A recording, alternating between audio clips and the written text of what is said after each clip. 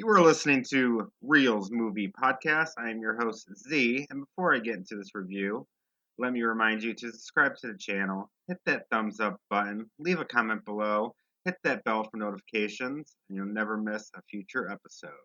On today's episode, I'm going to be closing out Fox's X-Men series.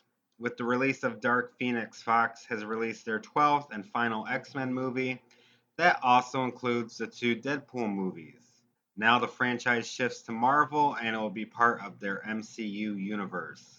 Just like every other episode, I will be giving out spoilers. Jean Grey begins to develop incredible powers that corrupt and turn her into a Dark Phoenix. Now the X-Men will have to decide if the life of a team member is worth more than all the people living in the world. I had to see a late showing of Dark Phoenix, so I stayed away from the reviews. But I know that reviews have been horrible. It's currently at a 22% Rotten Tomatoes, and it's just getting a lot of bad hate towards it. Someone even called it the worst X-Men movie ever. They just continue to put the movie down. After watching it, I honestly don't see why all this hate is coming from.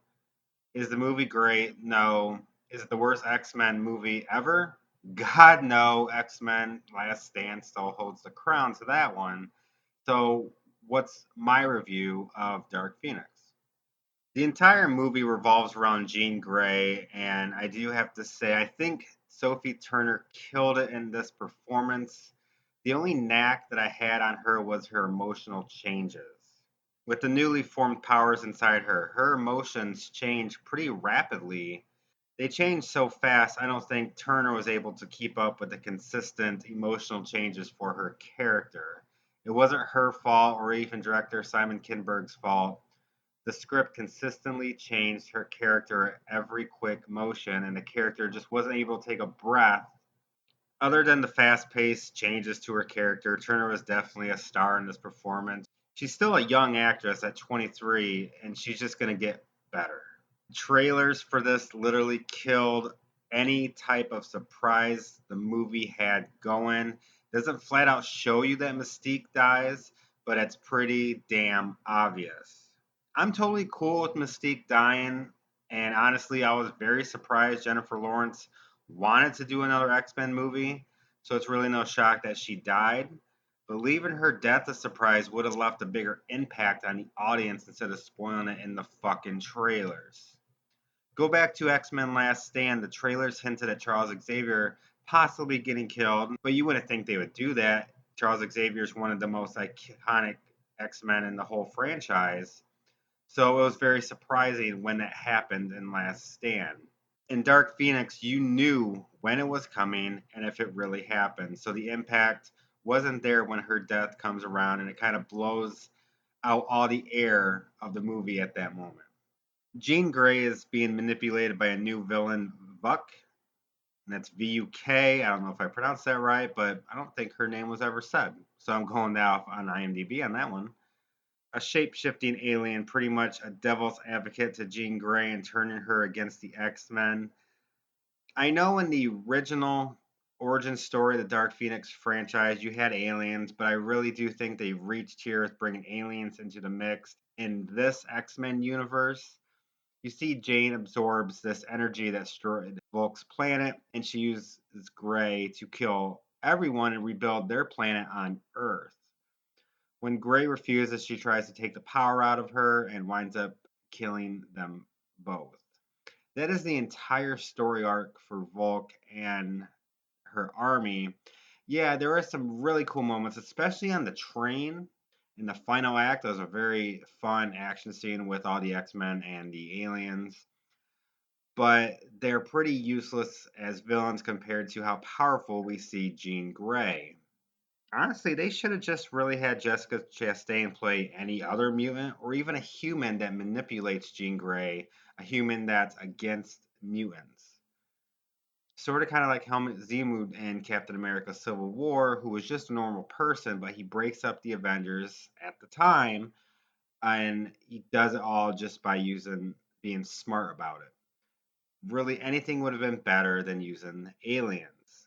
I'm not going against the original story, but I just think it just was a far reach for the movie itself. What's even more surprising about Dark Phoenix is that it paints Charles Xavier as a somewhat villain with what he did to Jean Grey. He blocked the tragic accident of Grey killing her mom and takes her in and told her both of her parents die. So Hank and Raven saw Charles as one who created this dangerous Jean Grey. This opened up many new doors for Xavier's character. If the franchise was continuing under Fox, kind of like a new door, like what else has Xavier been doing to protect, in his mind, other mutants? It sucks we won't be able to see what could happen with that art of the character, but it gives us a new avenue.